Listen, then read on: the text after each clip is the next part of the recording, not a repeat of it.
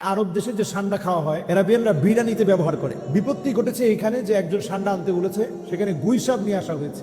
গুই সাপের ঠোঁটের মধ্যে মুখের ভিতরে এক প্রকারের লালা আছে যেটা চরম বিষাক্ত, এবং গুই সাপ লালা ছিটিয়ে দিতে পারে।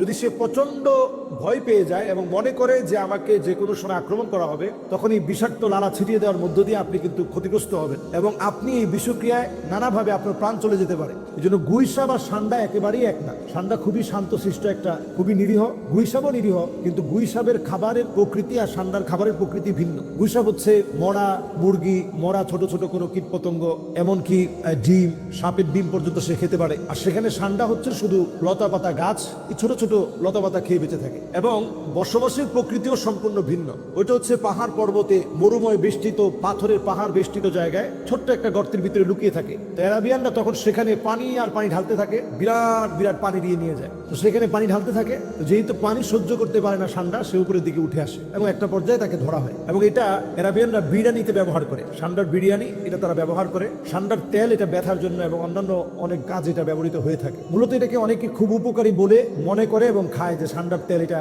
শারীরিক সক্ষমতার জন্য অনেক বেশি জরুরি, পুরুষের শারীরিক সক্ষমতার জন্য জরুরি। এই বিষয়টি আসলে ঠিক এভাবে বিষয়টি আসলে কোথাও পাওয়া যায় না, কোনো গবেষণায় এই বিষয়টি এভাবে পাওয়া যায় না। সান্ডাটা মূলত অত্যন্ত চর্বিযুক্ত একটা প্রাণী। এই চর্বিযুক্ত এই প্রাণীটা বেশি খেলে মানুষের ফ্যাটি লিভার হবে। মাসে যদি কয়েকবার সান্ডা খান, জায়গায় জায়গায় এই ফ্যাটের কারণে আপনি ক্ষতিগ্রস্ত হবে, শরীরটা নানাভাবে অসুস্থ হবে। এটা পরিষ্কার বিষয়। সান্ডা এটার ভিতরে আমরা যেটা মনে করে আরাবিয়ানরা খেয়ে থাকে, অথবা যেটা আমরা মনে করে থাকি, বিষয়টা কিন্তু আদৌ এমন না। এই সান্ডাটা নবী করিম সাল্লাল্লাহু আলাইহি ওয়াসাল্লামের জামানায় সাহাবায়ে কেরাম সান্ডা খাচ্ছিলেন। নবীজির সামনে উপস্থাপন করা হয়, নবীজি খায়নি, তবে নবীজি নিষেধ করেনি। তো এই দৃষ্টিকোণ থেকে পরিষ্কারভাবে বোঝা যায় যে নবীজি যা নিষেধ করেনি সেটাকে আপনি নিষেধ করার কোনো সুযোগ নেই। নবীজি নিষেধ করেনি, নবীজি বলছে ঠিক আছে তোমরা খাও। সেই মুসলিমে একটি হাদিস এসেছে, নাহা রাসূলুল্লাহ সাল্লাল্লাহু আলাইহি ওয়াসাল্লাম আন আকলি কুল্লু যী নাবিন মিনাস সাবঈ। নবী করিম সাল্লাল্লাহু আলাইহি ওয়াসাল্লাম নখ বিশিষ্ট, খোর বিশিষ্ট, যেগুলো হিংস্রতার সাথে মানুষকে আক্রমণ করতে আসে, এগুলোকে খেতে নবী করিম সাল্লাল্লাহু আলাইহি ওয়াসাল্লাম এই জাতীয় প্রাণী খেতে নিষেধ করেছেন। সহিহ মুসলিমের এই হাদিসটি অনুযায়ী